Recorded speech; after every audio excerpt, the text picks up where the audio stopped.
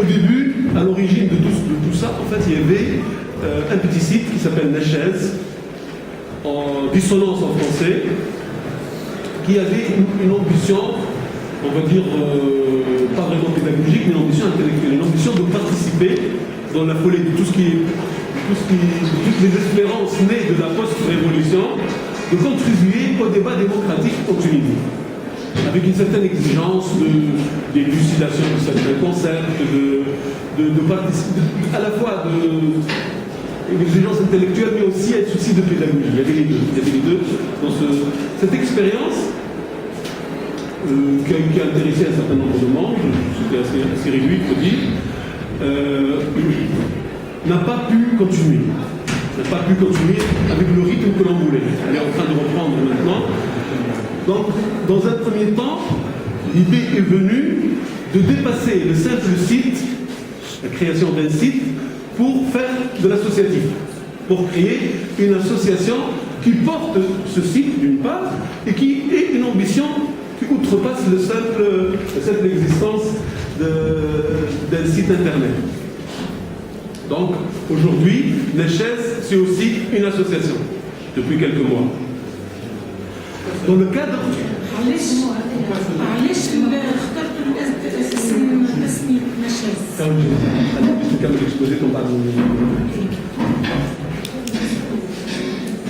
D'accord. C'est une interrogation légitime. Donc, au moment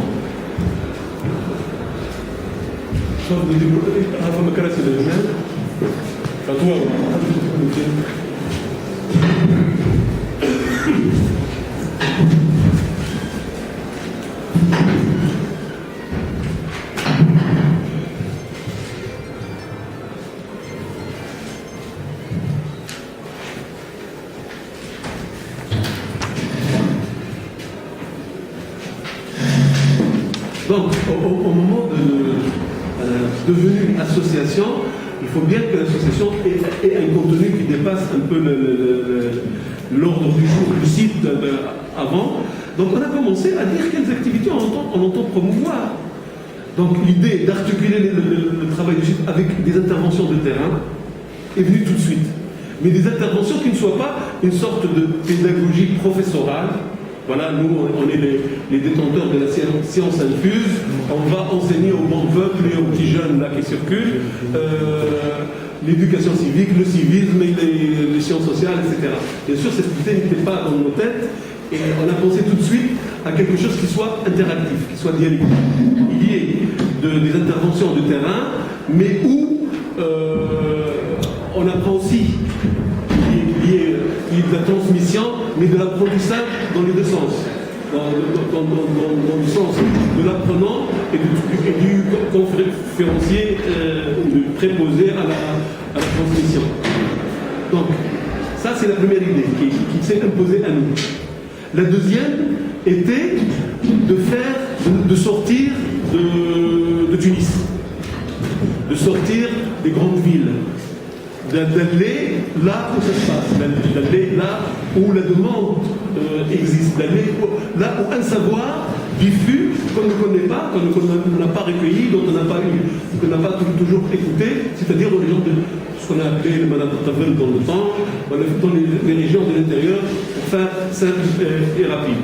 Donc la deuxième idée qui s'est imposée, c'est qu'il y ait une sorte de dispositif itinérant, mobile, qui passe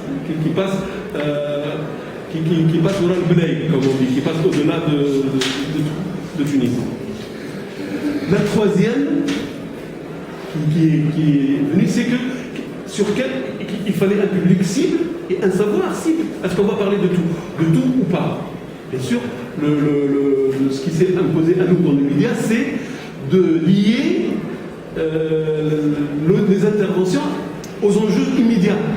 Aux enjeux à long terme toujours, il y a toujours un horizon qui est l'horizon démocratique, l'horizon de la citoyenneté, mais il y a des enjeux immédiats. Bien sûr, l'enjeu qui s'est imposé à nous, c'était au début, puisque l'association est née il y a à peine quelques mois, c'était l'idée de démocratie locale, qui est inscrite dans le marbre de la Constitution désormais, mais qui reste quand même une idée neuve dans ce pays qui reste bon, un mot d'ordre plus qu'autre chose.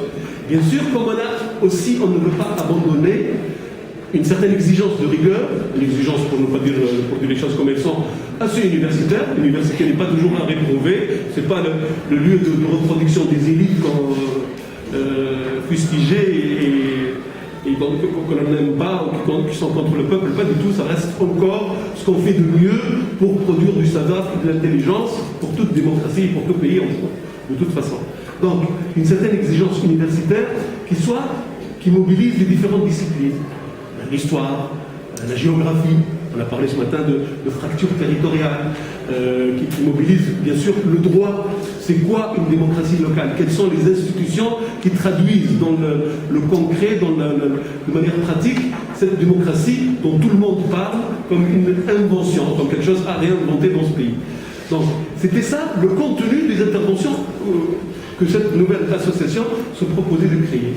En discutant encore, il nous a paru que ces activités-là, ce souci de l'itinérance, d'aller là où ça se passe à l'intérieur, ce souci de dispenser et de recueillir du savoir concret et pratique et civique, ce souci-là peut être d'abord partagé par d'autres, on est plutôt qu'une petite association, porté par un dispositif qui soit pérenne, plus durable et qui ait les moyens qu'il faut pour que les petites interventions sporadiques d'une petite association soient élargies et de l'ampleur, soient répercutées par les moyens d'Internet, répercutées par des publications, etc. D'où, c'est à partir de là qu'est né l'horizon, l'idée d'une université populaire. Qu'est-ce qu'une université populaire, justement? Cette idée-là sont des tours, il faut le dire telles que les choses se sont passées. Cette idée,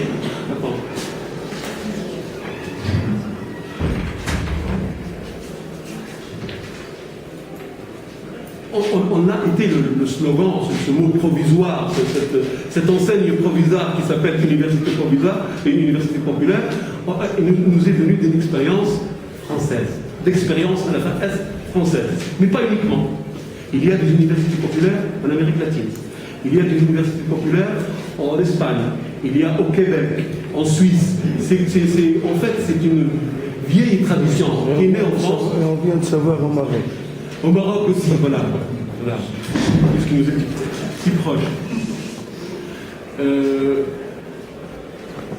Elle est effectivement née, si vous voulez, à la fin du XIXe siècle, dans le mouvement ouvrier, plus ou moins anarcho-syndicaliste en France. Elle a été remise au goût du jour dans les années 80-90, à partir de l'expérience de quelques universitaires, et elle a essaimé, elle s'est répandue comme une traînée de poudre très vite dans toutes les villes de France. Et elle continue à accueillir un public assez exigeant, souvent à gauche, mais pas uniquement, des intervenants souvent de gauche, mais pas uniquement, dans les sciences sociales, mais pas uniquement. Donc c'est une idée qui est un peu métamorphique, j'allais dire, qui se transforme, qui s'enrichit. J'ouvre une parenthèse, on devait venir avec nous la présidente de l'Université populaire de Lyon, que Chérif Ferjane et mon ami m'a présenté, mais qui a regretté à la dernière minute parce qu'elle a un enfant malade, elle devait venir au forum, mais dommage, on aurait eu un témoignage intéressant. On s'en passera pour le moment. Donc, cette idée-là n'est pas... On est conscient d'une chose, qu'il ne s'agit pas de reproduire, de photocopier, de copier-coller des expériences nées en France. On a pris parce que ça fait sens, parce que le couple université et populaire faisait sens. Dans la mesure où l'université, c'est l'exigence d'un savoir intéressant, important, que tout le monde, pas seulement ceux qui ont le bac, pas seulement les élites, pas seulement ceux qui accèdent, qui ont l'habitude d'accéder au savoir. Un savoir auquel tout le monde a droit. Ça, c'est l'idée première, d'où le mot université. L'adjectif populaire, parce qu'on veut que ce savoir-là sorte des enceintes fermées, sorte de l'université, sorte des centres de formation, qui soit accessible à tous. Le troisième souci, bien sûr, qui va avec cela, c'est que ça serve à quelque chose. Dans la construction démocratique, qui suppose aussi un apport intellectuel, qui suppose des éclairages, qui suppose des échanges et une réflexion pas seulement à Tunis, ailleurs, pas seulement avec les décideurs, avec les laissés pour compte. C'est ça l'idée. Reste, au-delà de cette idée-là, on a bien quelques idées sur les modalités, comment on va faire. Nous sommes preneurs, ça reste une idée que nous ne voulons pas accaparer, nous ne voulons pas qu'elle sorte casquée dans ne sais quelle tête de quelques hurluberlus de Néchez qui disent voilà, clé en main, on vous propose ça. On veut que le processus s'accompagne. Soit accompagné par beaucoup de monde, soit adopté par beaucoup d'associations, intéresse le maximum de gens possible. Ça l'idée première. La deuxième, on s'est tout de suite dit qu'il fallait des modalités. Qu'il fallait, si on lance une idée, il faut dire aux gens comment ça se passe. Les choses dont on est sûr aujourd'hui, c'est qu'il faut un espace permanent. Il faut qu'il y ait un espace où on puisse dispenser des conférences, des échanges, des formations, il ne faut pas avoir peur des mots, qui soient de manière permanente. Je ne sais pas, la périodicité, ça sera fait en fonction des moyens. 15 jours, une semaine, un mois, ça on le fera ensemble, ça dépendra des moyens. Il faut que, comme je disais tout à l'heure, ce dispositif-là puisse se transposer, aller ailleurs, en pensant peut-être dans des sections, je ne sais pas, on peut imaginer, au KEF ou à Jandouba ou à Jbenienne, qu'il y ait des relais. Ou alors il faut aller sur place. Ça aussi, ça dépendra des moyens et de l'imagination commune qui nous aidera en commun à élaborer des idées. On ne peut pas ouvrir des sections dès maintenant, on verra bien. La troisième chose, c'est qu'il faut des moyens financiers. Ça ne peut pas se faire sans le nerf de la guerre. Les moyens financiers ne peuvent pas venir du ciel, ni ne peuvent être recueillis ou par une seule association, surtout quand elle est naissante et de petite taille. C'est pour ça qu'on a fait appel aux journalistes, qu'on a fait appel au Forum des droits économiques et sociaux, à Destourna, pour les plus connus. Mais c'est ouvert à tout le monde, à toutes les bonnes volontés et à toutes les associations. Je crois que je vais m'arrêter là pour la présentation générale de l'idée. On essaiera d'affiner au cours des discussions. Une petite remarque pour madame par rapport à Néchez. En fait, l'idée c'était bon, Néchez, parce qu'on voulait sortir apporter une note nouvelle, quoi, après, pour sortir de la manque de bois, de l'oral Khashabi, de tous les jours, ailleurs, essayant de parler de choses, de parler de. Quand on dit Mouatana, ça veut dire quoi? Quand on dit Mujtama' Madani, ce matin, il y a l'un des intervenants qui a dit que ça n'existe pas, par exemple, ça ne veut rien dire ce mot-là. Il y a un certain nombre de concepts et de mots d'ordre, de slogans, de mots post-révolutionnaires qui circulent et on n'est pas sûr tous de savoir ce que c'est. Nous, on voulait mettre le pied dans le plat.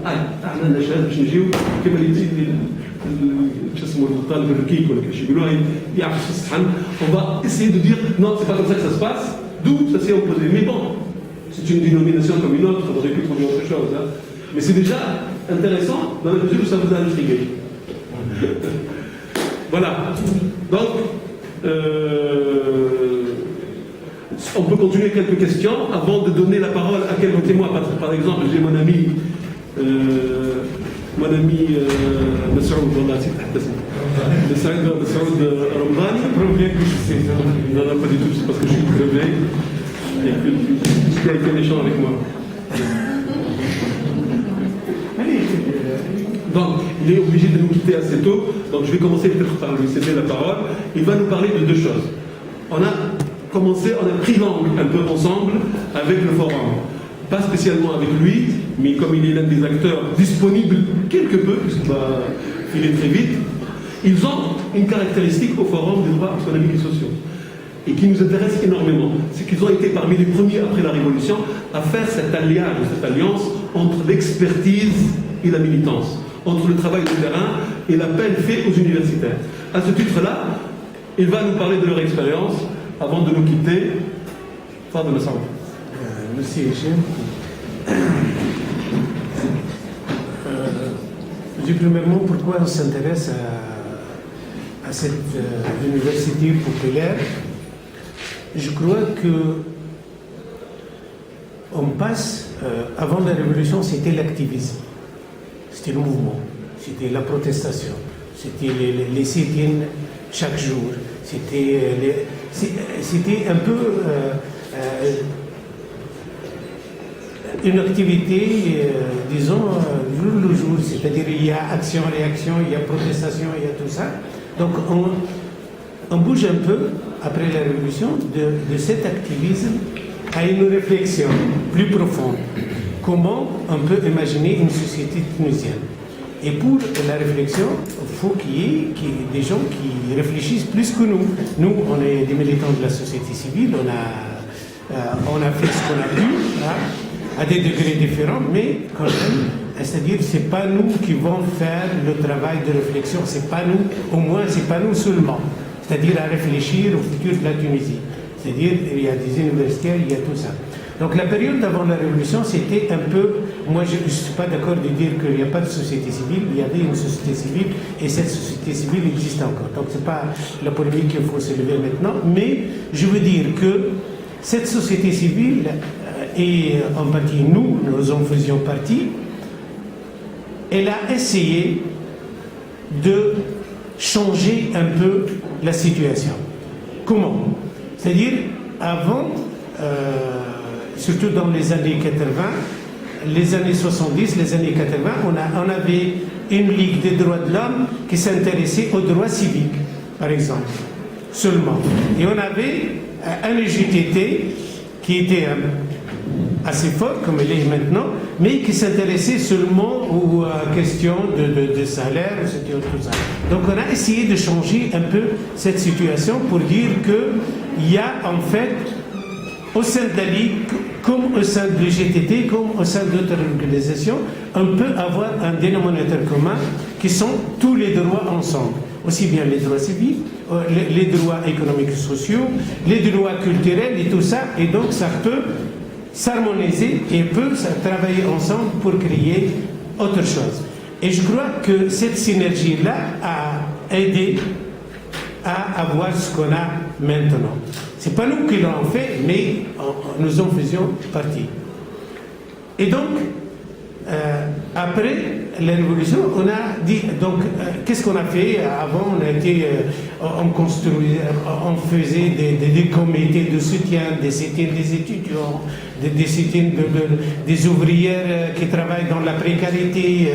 On a fait un comité de soutien au bassin minier quand il y avait en 2008, quand il y avait le mouvement et tout ça. Et donc, personnellement, j'étais le porte-parole et tout ça. Donc, ça a été... On publiait des communiqués presque de façon régulière chaque jour et tout ça, mais il n'y a pas un travail de fond. Jusqu'à présent, par exemple, la question du bassin minier, le soulèvement qui a duré dans 6 mois, n'a pas été travaillé. Il n'y avait pas même des articles qui sont non, qui ont exprimé bien